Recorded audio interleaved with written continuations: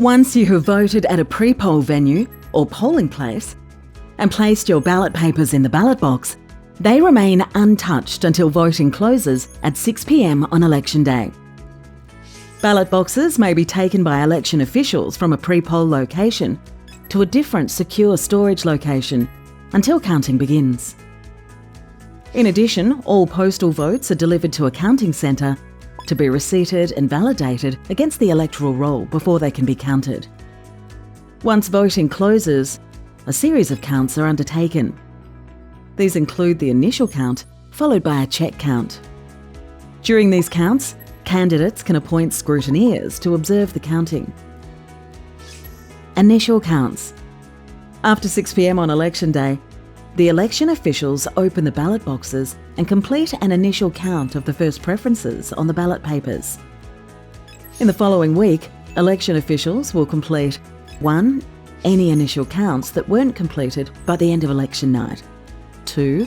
The initial count of postal votes and other votes needing to be removed from an envelope, known as declaration votes. 3. Where applicable, the initial count of all referendum ballot papers and poll ballot papers. Check counts. A second count of the ballot papers, referred to as a check count, is undertaken in the weeks following election day. This is the official count that will determine the elected candidates. Preferences from the ballot papers are data entered into the New South Wales Electoral Commission's computer count system. This system determines the formality of each ballot paper.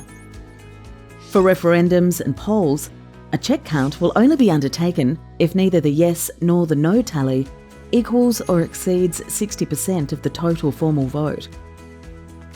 Distribution of preferences. The distribution of preferences is performed by the computer count system to determine the elected candidates. The method used to distribute preferences depends on the nature of the election. Recounts. Before the result is declared, a candidate can request a recount. If it is approved by the Electoral Commissioner, a recount will be conducted to confirm the count. Recounts can also be ordered by the Commissioner. Declaration of the election. When all the votes have been counted, the official announcement of the election result is declared in writing. The date of the declaration varies from council to council and depends on the time it takes to count the votes. The declaration will be displayed at the office of the relevant council and the election result published at elections.nsw.gov.au.